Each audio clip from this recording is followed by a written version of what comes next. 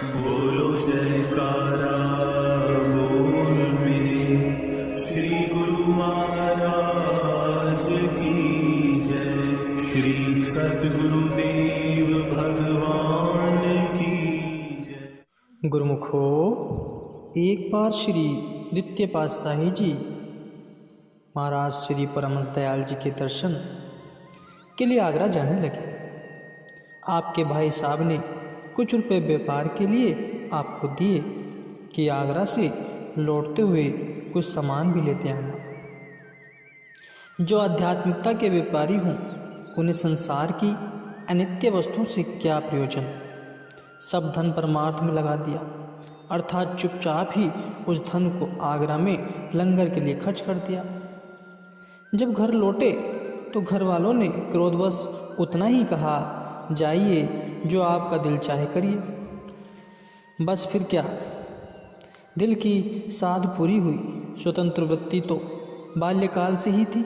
गृह त्याग दिया, सांसारिक जंजालों से दामन छूटा। घर से कसुआ टेरी से काफ़ी दूर पर्वतों पर चले जाते तो सारा दिन भजन अभ्यास में मग्न रहते। पर्वतों से नीचे उतरने पर भक्त ताराचंद जी की धर्मशाला में रहते थे।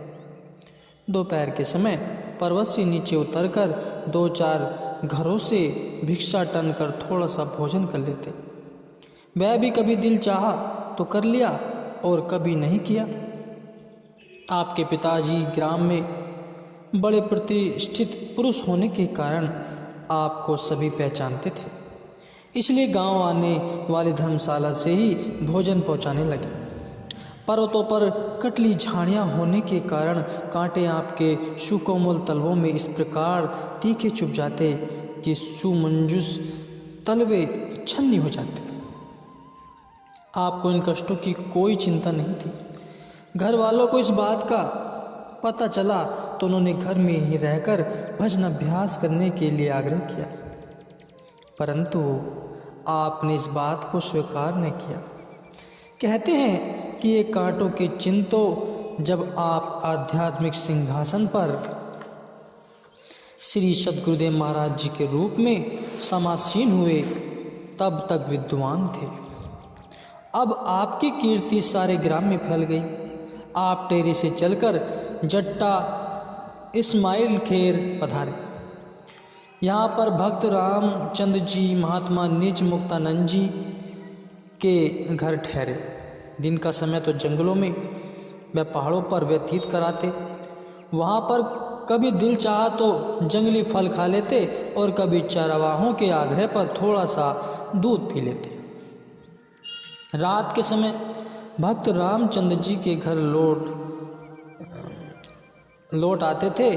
इस प्रकार नमक विभाग के कार्यकर्ता दीवान भगवान दास जी ने जब यह सब सुना तो उन्होंने आपको अपने घर में निवास करने के लिए विनय की। उनकी विनय स्वीकार कर आप कभी भक्त दीवान भगवान दास जी के गृह को कृतार्थ करते तो कभी भक्त रामचंद्र जी के गृह को। कभी कभी तो कई दिन गुफाओं में ही ध्यान स्थित मस्त बैठे रहते।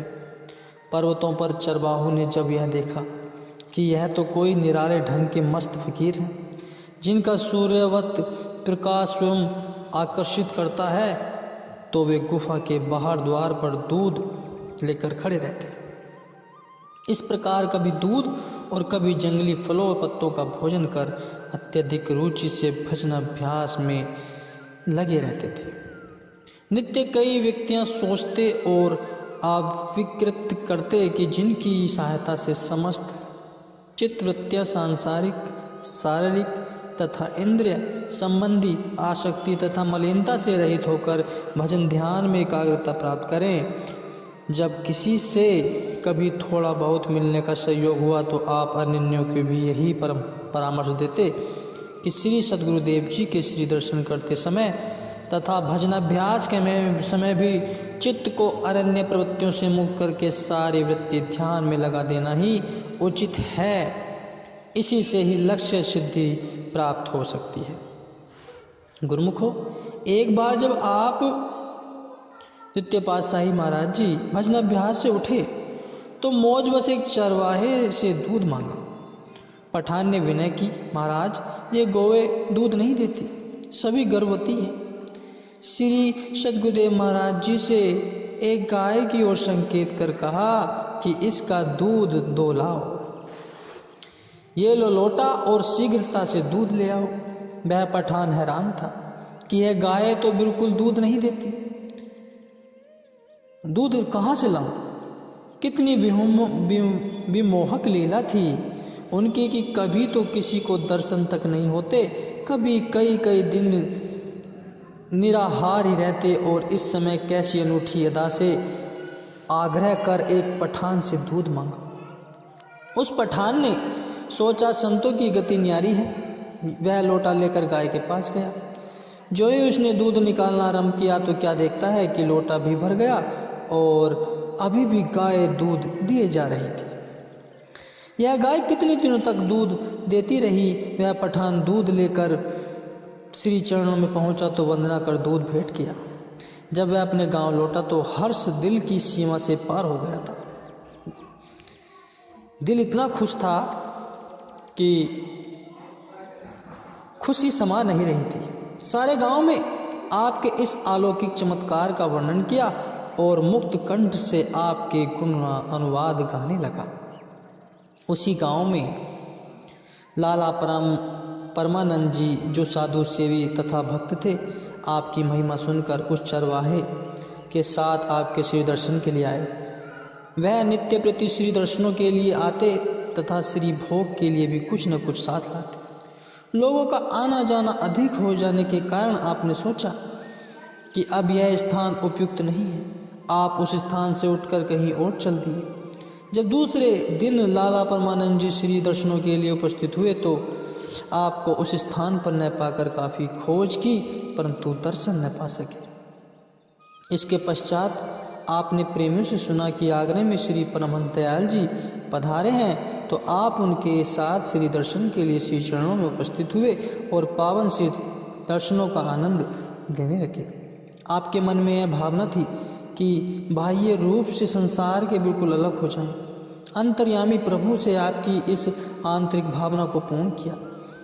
अपनी मौज अनुसार श्री परमहंस दयाल जी ने सन 1907 में आपको साधु वेश प्रदान कर आपका शुभ नाम श्री स्वामी स्वरूप आनंद जी रखा।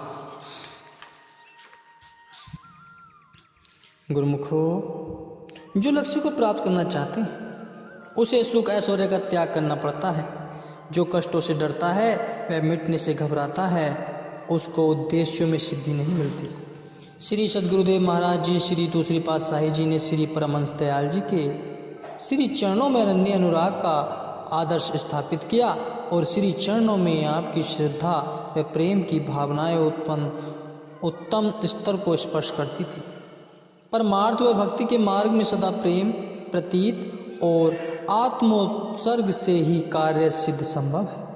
इन सभी गुणों से आप संपन्न थे। परम पद की प्राप्ति का साधन तथा प्रेम भक्ति का उत्तम लक्ष्य ही यही है कि जिज्ञासु पूर्ण पुरुष संत सद्गुरु जी के प्रेम में स्वयं को इस सीमा तक विलीन कर दे कि आपाभाव तथा स्वाभिमान का क्लेश तक भी शेष न रहे। पुनः भगवान श्री कृष्ण जी ने महाराज जी ने गीता जी के 9वें अध्याय में परम सखा अर्जुन को आत्मसमर्पण का उपदेश दिया कि आत्मसमर्पण करके अनन्य चित्त से केवल मेरा ही चिंतन कर। यही बात परम संत श्री कबीर साहब जी ने अपनी वाणी में कही है। जब मैं था तब गुरु नहीं, अब गुरु है मैं नाही। प्रेम गली अति साकरी, ता मैं दो न समाई। यही कुछ आपने किया।